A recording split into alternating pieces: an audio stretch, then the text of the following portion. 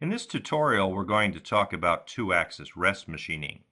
Rest machining is the process by which you remove the material left by a larger first tool with a smaller second tool. To begin this process, I'm going to move up to NC, down to two-axis, and over to Pocket. I'll chain our pocket geometry, click on Done, and our tool information shows up. Here we're using a 750 4-flute end mill, tool number 2.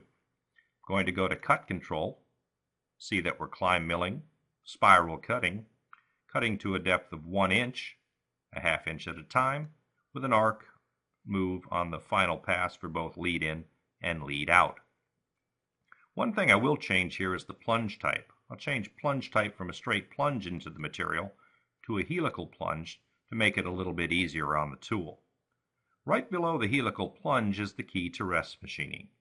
It's called Machine Leftover Material. If I check this box, after the first tool path is processed, we will get a second tool path which we will use for rest machining. Click OK, accept the tool path, and now we have our two-axis rest machining tool path. I'm going to change the tool from a 750 end mill to a 3/8 4-flute end mill. I'll change the tool number to 3, length offset 3, diameter offset 3, and then go to Cut Control.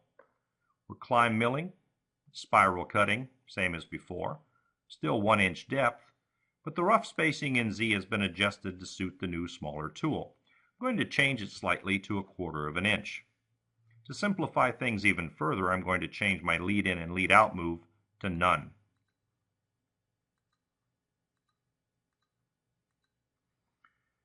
One thing to note up at the top of the screen is the two-axis rest options. This controls the overlap between passes and the cutting method of contour cut or pocket cut.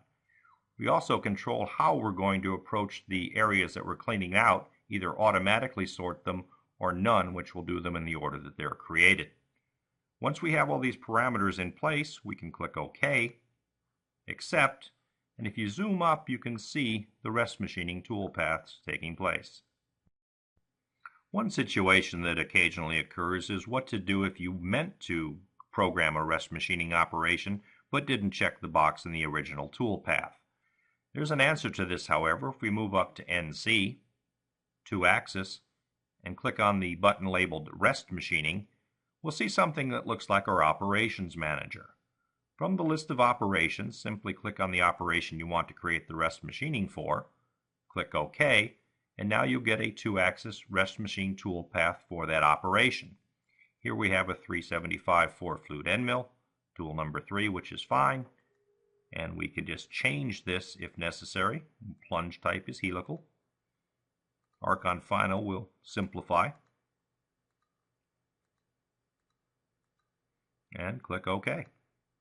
Accept, and once again we have our rest machining tool path. Finally, to give you an idea of what to expect from the rest machining process, I'm going to run the simulation in SURFCAM verification. When I click on the play button, you'll see the first tool come down and remove most of the material from the pocket.